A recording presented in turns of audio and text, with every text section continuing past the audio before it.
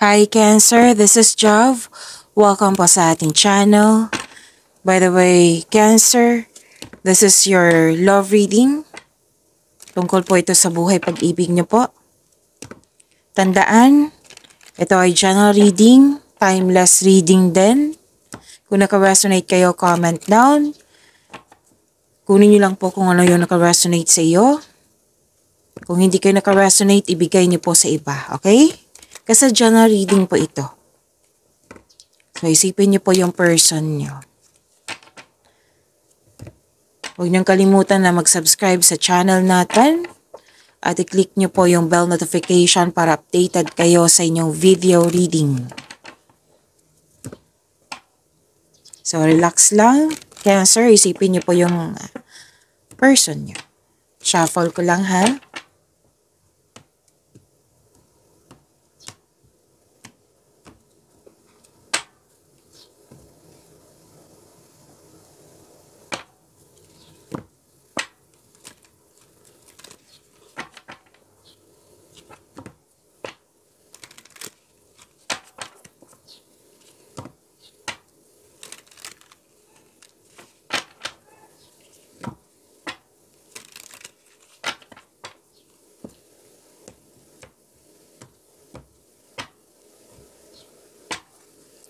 Spirit's Guide, ano po yung parating sa buhay pag-ibig ni Cancer? I need 4 cards po.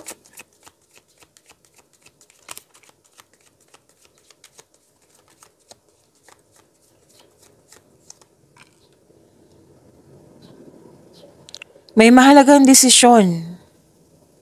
Okay, medyo sensitive to, Cancer. So, kunin nyo lang kung naka-resonate kayo, ha?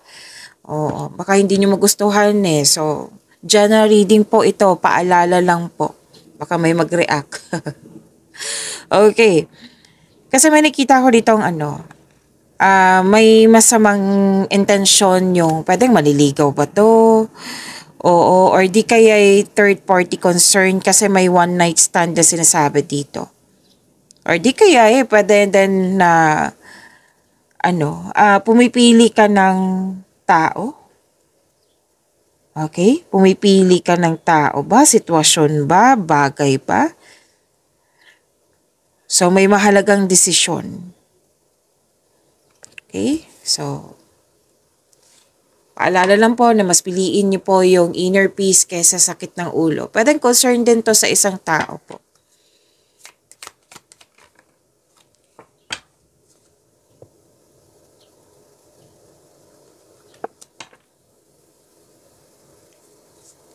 Okay. May dito concern dito sa mataas ang ego. Pwede din na may concern ka sa naging dependent yung person mo sa'yo. Or kayo po ito. Okay, may nakita rin ako ditong fear of intimacy. Yung takot sa magiging close kayo. Oo. So, kung may dyan kung may temptation, ingat na lang kung kayo ito. Kung may temptation, kasi, di ba, this is about relationship. Kung may temptation, na alam nyong this is about third party, wag na lang. Mas piliin nyo po yung inner peace kaysa sakit ng ulo. Okay?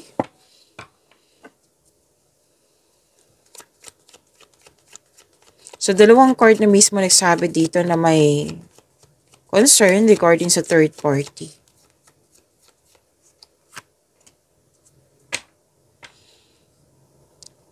Okay. Nakikita ko dito na nag-decide ka na magkaroon ka ng panahon sa iyong sarili, na alagaan mo yung sarili mo, alam mo yung self-worth mo, okay? Na mag-focus ka sa iyong sarili, na it's about time to heal. Yan, nag-decide ka na magkaroon ng mag-move forward ka, magkaroon ng recovery, magkaroon ng healing. Kasi this is all about decision. Awareness, realization, oo. Kumbaga tinama mo, nakikinig ka sa iyong sarili, tinama mo ang dapat. Okay? Sinunod mo yung dapat, yung tama. It might be, hindi ka nagpadala sa temptation na ito. Oh, much better.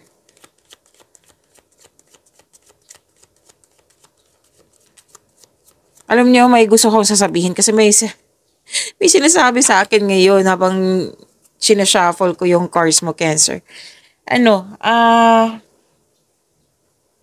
Di ba sinabi ko kanina na temptation? Baka magawa itong temptation na ito nang dahil sa nakikinig ka sa ego mo. Like, kasi I believe na nasaktan ng dahil sa mga nangyari. Tapos, nasaktan ka tapos gagawa ka din ng sitwasyon na hindi nakakabuti sa iyo as inyong relasyon. Pwede. Oo. So,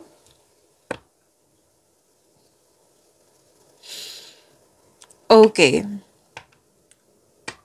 Pwede nag-entertain kayo ng ibang tao dyan para ma-open up mo. Kumbaga, nakikita ko dito sympathy. Oh, and that's normal. Lahat naman tayo na-encounter natin yan yung naghahanap tayo ng isang tao na ma-open up natin yung saloobin natin. Okay? Pwedeng nagkaroon ka ng interest dahil sa nag-chat kayo, nag-uusap kayo sa chat room, oo. And na-open up mo sa kanya yung concern mo or it might be na magaling magsalita din yung taong yun. Pero doon, hinihintay mo yung message ng person mo. Cancer. Basta may kausap ka dito. So, this is, unang nakita ko, sympathy talaga. Gagawin mo ito para ma-express mo. And hindi naman yan masama. Pero, paalala lang po ha, sa temptation, baka, like for example, ikaw babae, tapos lalaki yung kausap mo. So, paalala lang po sa temptation. Okay? So, again, kunin nyo lang po kung ano yung nakaresonate sa iyo. Kung hindi po kayo nakaresonate, ibigay nyo po sa iba. Hindi pa naman tapos yung rating. Spirit Guide Energy ni Cancer. Sa buhay pag-ibig po nila.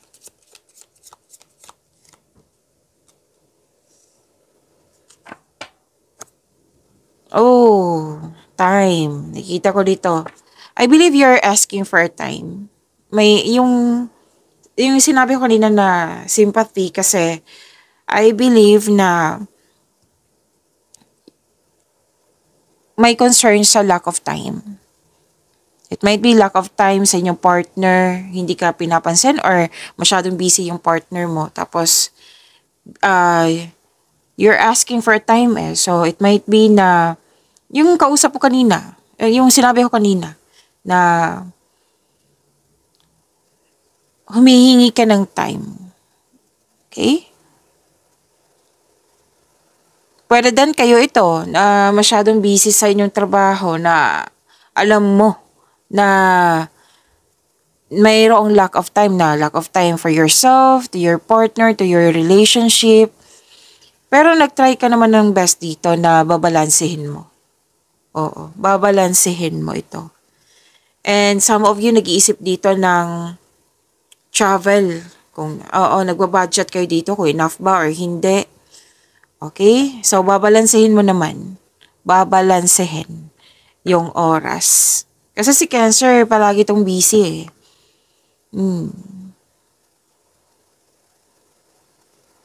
At nakikita ko dito na nag-manifest ka na magkaroon ka ng wonderful relationship sa person mo.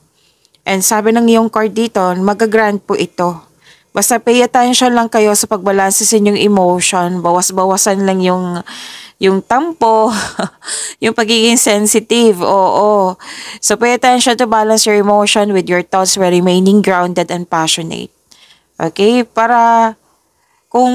Kasi kung positive yung anong tawag niyo, yung energy mo, mas ma-attract mo yung tao na good mood si Cancer. Like for example, good mood si Cancer. So,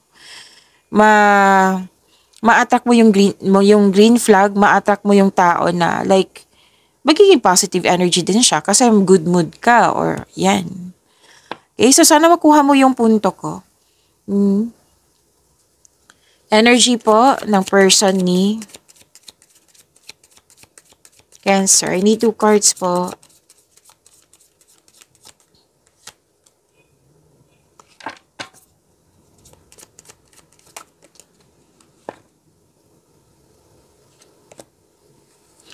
So, hindi ako nag-reading ng reverse card ha. Okay, Cancer.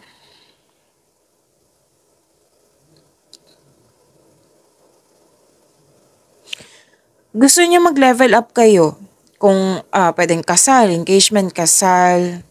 Yan, mag-level up sa relasyon. Kung kasal na kayo, mag-asawa na kayo, pwede din gusto niyo magbakasyon para may ganap sa inyong relasyon. Pwede din na mag-project kayo para sa pag-level up nyo to. Yan. Pwede din sa relasyon na paghahanda, like mag-iipon kayo for kasal, mag-iipon kayo for property. Yan. May nakita kong ganyan.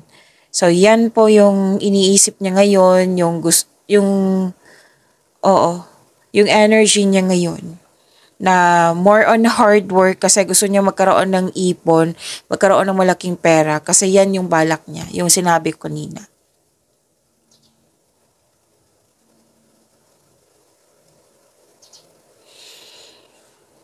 Okay, may concern lang po siya sa conflict or argument.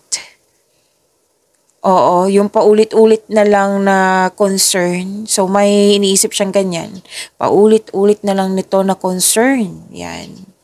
So, may conflict, may argument. Pwede din naman sa sitwasyon to. Pero most likely sa inyong relationship to eh. So, mag-usap kayo ng mahinahon. So, iniisip niya to na may conflict. So, i-address niya pala to. I-address niya yung concern niya. Kasi nakikita ko dito na may concern talaga siya sa conflict. Naging toxic po daw. Naging toxic po. Okay? Spirit guide, ano po yung next action ng person ni Cancer sa kanilang relasyon? I need 2 cards po.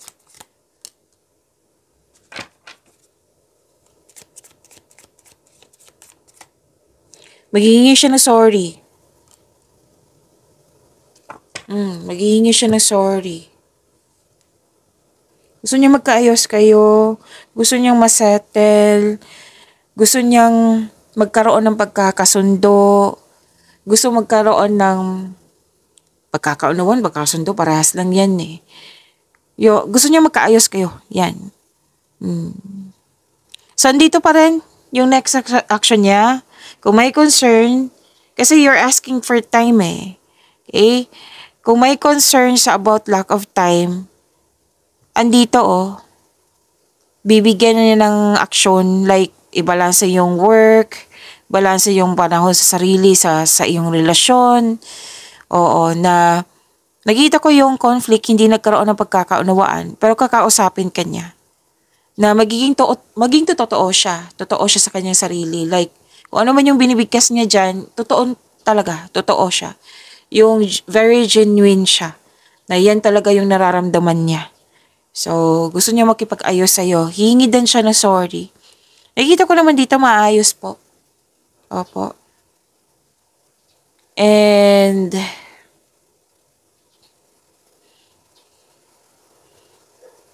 okay, so alagaan niya yung alagaan niya yung relasyon niyo, alagaan ka niya, yan. Yan po. So, wag niyo kalimutan, panoorin niyo po yung career and money. Next po nito. Kasunod po, after nito, may career and money pa kayo. Kung hindi niyo mahanap, hanapin niyo po sa channel natin. Basta magkasunod lang sila. Cancer. Okay? So, see you po.